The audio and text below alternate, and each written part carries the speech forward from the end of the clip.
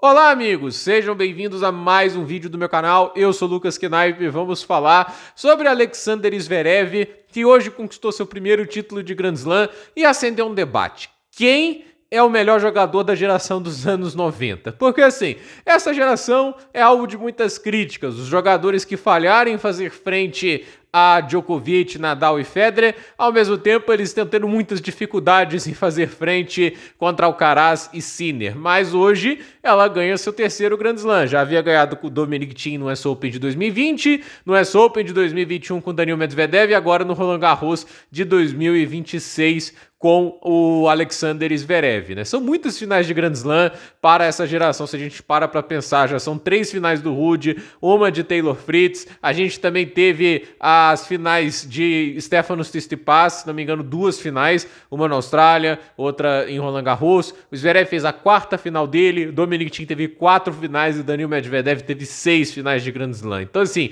não é que necessariamente eles tiverem poucas decisões, mas eles só ganharam 3 de todas essas. Então, isso é um ponto que, obviamente, acaba sendo, assim, tipo, chama atenção. E hoje, assim, ele vence o Alexander Zverev, não foi tão fácil e simples como muita gente pensou, né? O Cobolli ofereceu mais resistência, o Zverev, obviamente, sentiu a responsabilidade, mas no final ganhou. E agora que ele ganhou, ele tem aquilo que o Medvedev tinha, que desequilibrava, né? Essa balança que era a vitória em um título de Grand Slam. Mas aí a pergunta que não quer calar, o Zverev agora é o melhor jogador da geração dos anos 90?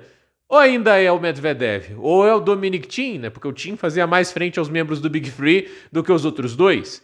E a pergunta, eu acho assim, ela não tem uma resposta muito fácil de citar. Estatisticamente, é o Zverev, porque o Zverev tem mais ATP Finals, são 2, ao invés de 1, do Thiem e do Medvedev. O Zverev tem uma medalha de ouro olímpica, o Medvedev e o Thiem não tem. O Thiem nem vai conseguir, porque o Thiem já aposentou, né? Masters 1000, o Zverev tem 7, o Medvedev tem 6, o Thiem só tem 1.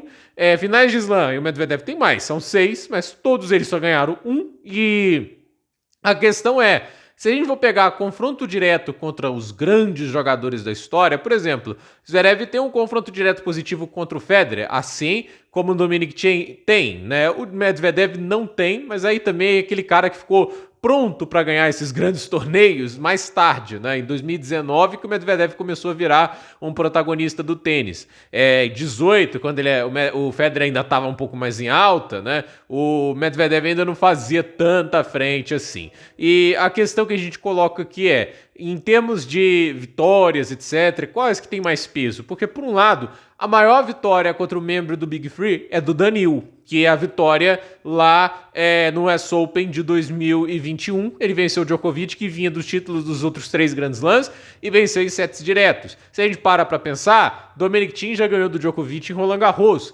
Dominic Thiem já ganhou de Rafael Nadal no Australian Open. Se a gente for olhar as vitórias, o Thiem tem mais vitórias de mais peso. Mas aí a gente também tem que olhar a consistência dos atletas. O Thiem, claramente o mais inconsistente, só ganhou um Masters 1000. Não é uma carreira forte nos Masters 1000. Ele tinha um problema de jogar muitos torneios também, sem parar, e isso arrebentou o físico dele. E aí a gente para pensar em consistência, ninguém supera o Zverev. O Zverev já tem quase 600 vitórias e nem completou 30 anos de idade. É o jogador com mais títulos dos 3, né? O Medvedev, se não me engano, está com 24 títulos e agora o Zverev está com 26. Então, assim, o Zverev tem uma vantagem na questão de títulos e ele está consistentemente no top 10. Só saiu do top 10, e digo mais, só saiu do top 5 por causa daquela lesão que teve em Roland Garros. De resto, era um jogador que estaria do top 5 quase que sem interrupção, né? Desde o momento que entrou. Porque no final ele é um jogador top 5 desde o momento que ele assumiu esse posto no ranking. Então, o Zverev é o mais consistente. Picos de produção, para mim, Medvedev, né? Alguns podem argumentar o Thiem, mas o Medvedev, assim, já foi número 1. Isso, para mim, é a questão aqui. O pico a gente tem que somar também a consistência durante uma temporada como um todo, né? E a vitória do Medvedev contra o Djokovic em triplo 6-4, ela tem um impacto maior, né? Ela chama mais a atenção, e ganhar um Grand Slam contra um membro do Big Three tem um peso grande. Então, a pergunta que não quer calar é, qual é a ótica que a gente olha? Pico de produção? Maior poder de decisão contra os jogadores grandes? Consistência?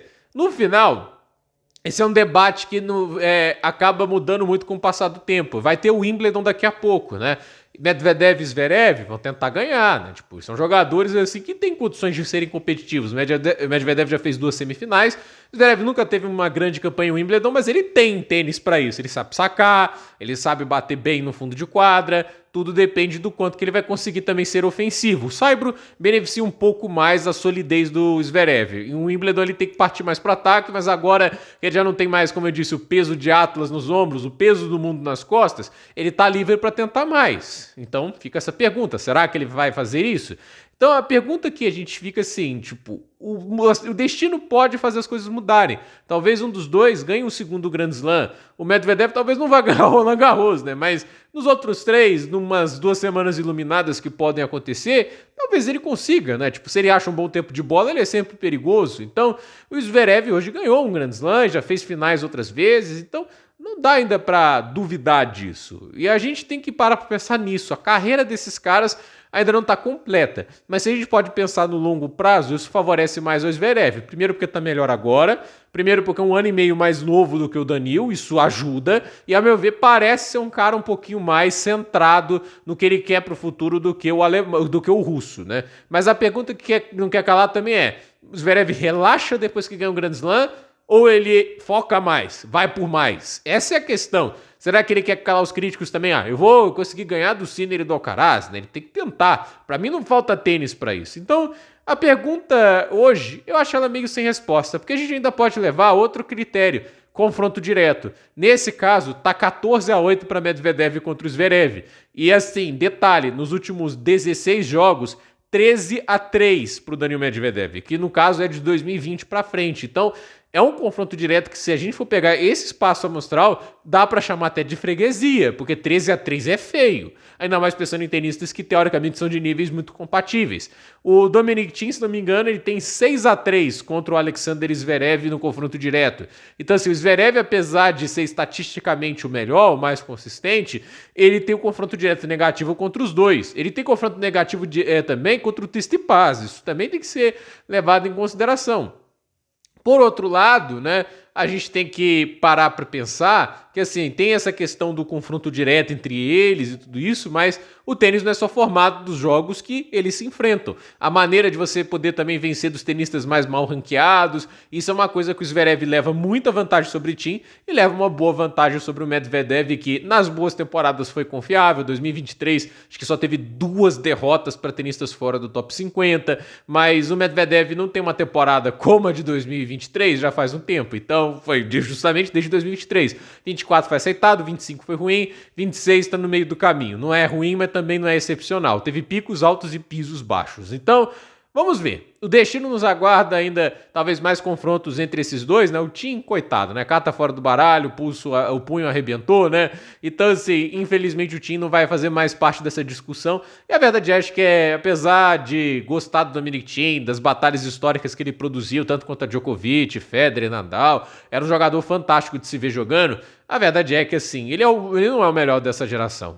A verdade é que longevidade importa e o Thiem não tinha, e consistência também. É muito impactante o fato que ele tem menos Masters 1000, por exemplo, do que o Tsitsipas, né? Tipo, ambos, só ganham, acho que Monte Carlo, o Thiem ganhou uma vez e o Tsitsipas ganhou 3, né? Pra você ter ideia, a gente olha por essa questão de Masters 1000, o Thiem tá empatado na lista de títulos de Masters 1000 com uma galera, mas você vê o nome dele ao lado de Alexei Popyrin, Valentin Vacherot. Sério, tipo, esses nomes ao lado do Dominic Thiem, isso mostra pra mim que o Thiem não foi um grande tenista de Masters 1000. Então, em número de títulos, como eu disse, ele tá bem atrás do Zverev e do Medvedev. Então, assim, pode ter sido o pico mais alto dos 3 nos jogos grandes, mas a verdade é que a inconsistência do Thiem era um negócio surreal, né? Isso valia até para Roland Garros, já teve Roland Garros que ele caiu cedo. Então, Dominic Thiem, para mim, é um jogador muito legal de a gente ter acompanhado, mas infelizmente não tratou tão bem do físico, né? Não tinha um físico tão forte assim. Então, para mim, o debate do melhor jogador dos anos 90 tá entre esses dois, Medvedev e Zverev, e eu acho que hoje é um debate extremamente aberto. Se antes da final hoje era o Medvedev por causa da final, agora você tem um argumento do Medvedev ser o número 1, ter o confronto direto positivo, mas por outro lado, o Zverev tem mais consistência, mais vitórias, mais títulos na carreira, tem a medalha de ouro. Esse debate é interessante e eu quero saber a opinião de vocês. Quem é o melhor tenista dos anos 90? Gente, por esse vídeo é isso. Dúvida nos comentários, deixe seu like, se inscreva no canal, compartilhe esse vídeo e até o próximo vídeo.